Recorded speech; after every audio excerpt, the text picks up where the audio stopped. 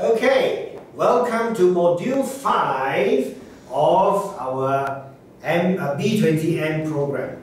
And this one we are going to talk about building long-term client relationships. Now remember, we said that your asset-based commission is dependent on the total client funds you are managing. So, if your clients invest with you today and it takes out the money tomorrow, or 2 months later, or 3 months later, your career benefits falls. So what you want to do is to ensure that your client has a long-term relationship with you. And I'm sure you've heard of many clients who have gone on to using other unit trust advisors. Isn't that true? Unit trust consultants. So how do you prevent that? Fair enough. You may not be able to prevent everybody from doing that, because some people will migrate from using you as an advisor to somebody else for a whole variety of reasons, but at least we can try to minimize that. Yes? So how do you build a long-term client relationship? People who start from you when they're young and they carry on towards the time when they're going to retire, and even beyond retirement. And we are saying that it is important, my friends, to create good first impressions. Because you know, when you first go and meet a client, people can tell, people judge you based on your behavior, based on the things that you say, and based on the way you look.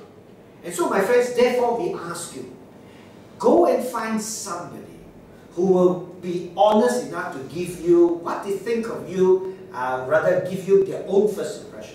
Because you know, first impression sticks. And I want you to know this, the more confident you are of yourself, the better will be the first impression you will give to others. So my friends, please go and look for somebody and then who will be able to give you honest feedback. On the other hand, what you can do to create a better self-esteem for yourself, a better self-image of yourself, I want you to stop the video now and then write down a list of all your strengths. Ignore the weaknesses, doesn't matter, but just write down your strengths. Could you write that now?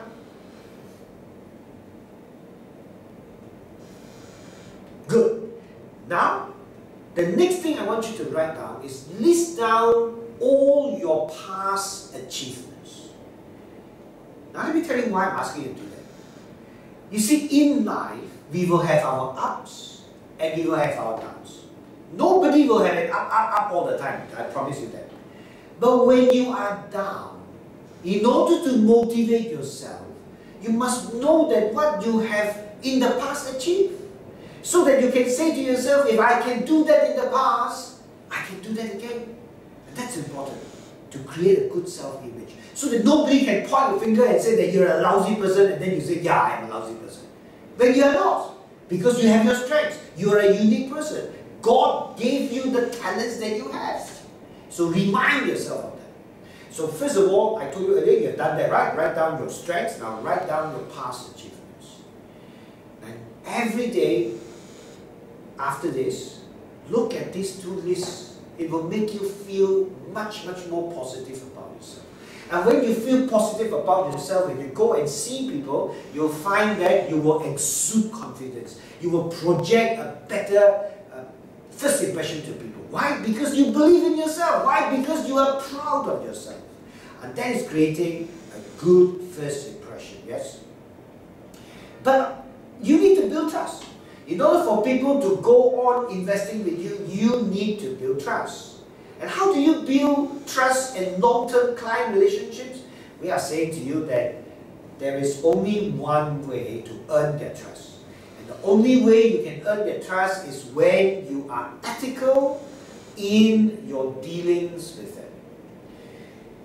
Now, if you remember, when you first sat for your exam in order to become a licensed unit trust consultant, you will remember that FIMM has a set of code of ethics. The question is whether we remember that. More importantly, whether we bother enough to practice them. Well, I want to tell you that in Mecca Mutual, we have our own set of ethics, our seven principles of ethics. If you have not seen them before, you have not heard them before, then here they are, my friends.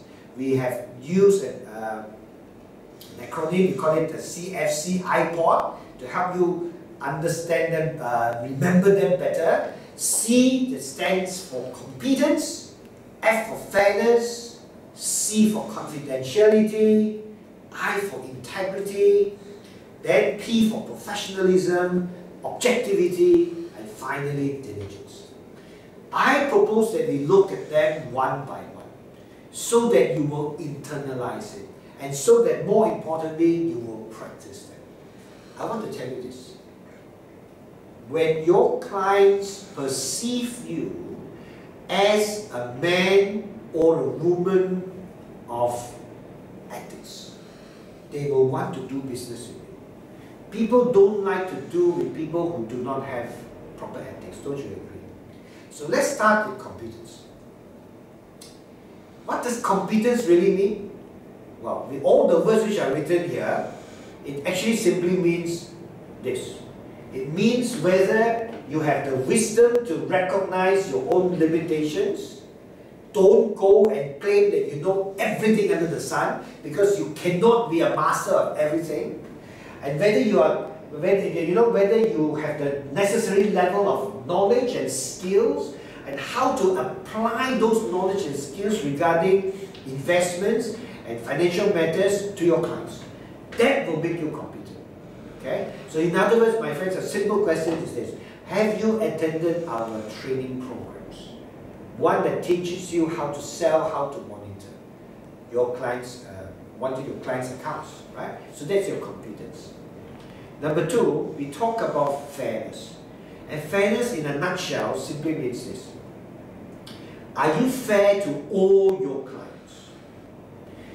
Are you fair to them by not being product pushers, but to find out whether unit trust is something that they need or they don't need? Okay? And then, whether you will maintain impartiality with all your clients, whether they are big clients or small clients. You know, human beings by nature will only pay more attention to people who continue to give them an income. But you should not be thinking along that way. You must be fair with all your clients. After all, they did contribute to your income, and they are still contributing to your income based on your asset-based commission. Isn't that correct? And whether you are willing to disclose all relevant information, including the risk involved, cost of transaction, and conflicting interest, if any. What do you mean by conflicting interest? Well, for example, Mecca Mutual has these incentive trips, and if, because you want to qualify for the incentive trips, you don't even do a proper asset allocation, but you end up by putting everything in equity in order to earn the points, then there's a conflict of interest. Yes? And you are putting your own interest first. Yeah? Then, confidentiality. The third one is confidentiality, and this one simply means that you need to keep all the information obtained from your clients to yourself. You know? Unless the client has given you his express consent to give information about himself to somebody else. Regardless whether you profit from such information or not, and whether the client suffers harm or no harm, you're still breaching this confidentiality ethics. The only exception is when the court of law asks you to do so. Otherwise, in no circumstance must you give away information regarding to your client. Not even to his spouse, unless you have his express agreement to do so. Right? The fourth principle is that of integrity. He said you have integrity when you do what is right, even when there is little chance of people knowing it otherwise. Okay? And actually, one of the best ways to describe integrity is this. The most simplest form is to keep your promises and perform what you have promised. Rather, don't make promises that you can't keep. Say what you mean and mean what you say. That is integrity in a nutshell. You know, that's what you mean. Alright, moving on to the next one. It is professionalism. Professionalism, who is a professional? A professional is the one who gives his or her best at all times, conducts himself in a manner that is beyond reproach, right?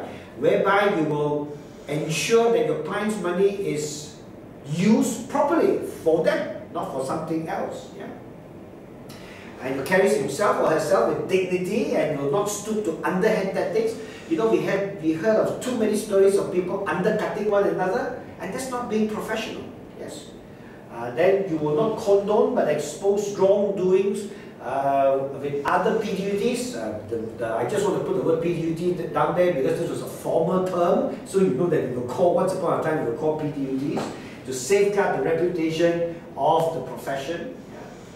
The next one we talk about objectivity. And objectivity means, what is your objective in the first place? Your objective as an advisor is to help clients achieve their financial goals. That's your objective. Not to ensure that you continue to earn a lot of ABC, yeah? or asset-based commission. And you should exercise all reasonable and prudent judgment in your service to the client by using the macro 6 steps. That means doing it effectively, efficiently. Finally, the 7th principle is diligence. Diligence simply means whether you are diligent enough, that means without fail, provide reasonable, prompt, and thorough service to the client until the account is closed, regardless of duration and frequency of investment. Yes, you know, as human beings, we tend to give less attention to people who invest very little with you. Isn't that true? And you shall use the macro camps to monitor the client's portfolio and provide the necessary or appropriate advice as and when necessary. And that's diligence. I have a question for you, my friends. How often do you look at your clients' accounts? Do you look at them only when they call you? Or you look at them regardless they call you or not? Because you have a duty. Because you promise your clients that you will help them achieve their financial goals. By just investing in a fund and just letting it be is not going to help you do that. Especially when the market is down. And you shall regularly provide a status report of your client's investment to him or her. So my friends, that concludes on how to build a long-term client relationship and how to earn his trust. There's no shortcut, my friends. You have to make it a point that you want to practice this. It's all too easy for people to neglect this, to forego this. Why? So that they can get a sale. You know, some people don't even want to tell people how much it costs. For example, a person put in 100,000 ringgit. Do you dare? Do you have the discipline to tell them, Mr. Client, your initial cost will be 6,100? Or you just keep quiet and hope that nobody notices. That's being ethical. So my friends, turn off the video now, go on to our website and answer the next set of questions before you come to the final module of our B20M program, and we're going to talk about the BOSS concept, which is unique among all the unit trust companies in the world.